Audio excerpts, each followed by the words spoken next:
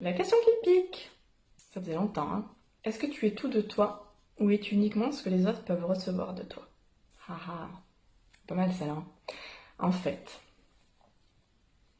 on est des êtres sociaux, on s'adapte en permanence à l'environnement, aux gens autour, évidemment.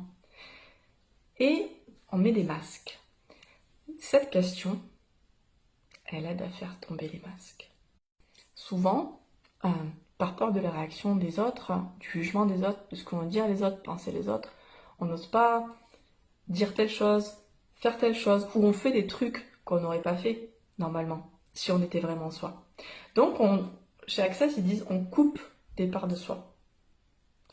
Je trouve que l'image est très claire. Quelle part de vous est-ce que vous coupez pour plaire aux autres, pour ne pas être rejeté? Il y a trois blessures, trois peurs archaïques. C'est dans les enseignements de Ludovic Leroux là, que je suis sur le système nerveux. C'est la peur de l'impuissance, la peur de l'incapacité et la peur de l'isolement, d'être seul en fait, rejeté de tout le monde.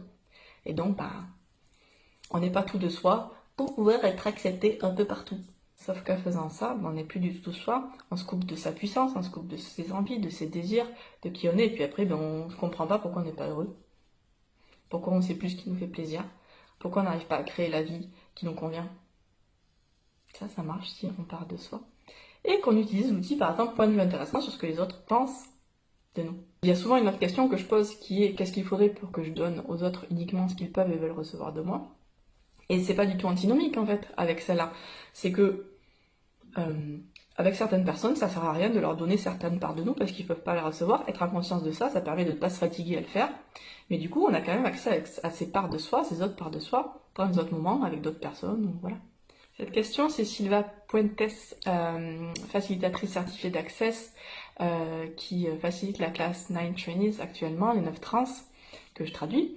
Et en fait, elle l'a posée pendant la classe, j'ai trouvé ça génial, et elle a enchaîné même par une autre question, c'est « Et si tu étais seule sur Terre, est-ce que tu irais dans le tort de toi? Est-ce que tu aurais tort? Est-ce que tu te mettrais en tort ?» Voilà, ça fait beaucoup de questions, je reviens en fanfare, donc on va revenir à notre question de base à nous. Es-tu tout de toi? Ou es-tu seulement ce que les autres peuvent recevoir de toi? Amuse-toi bien.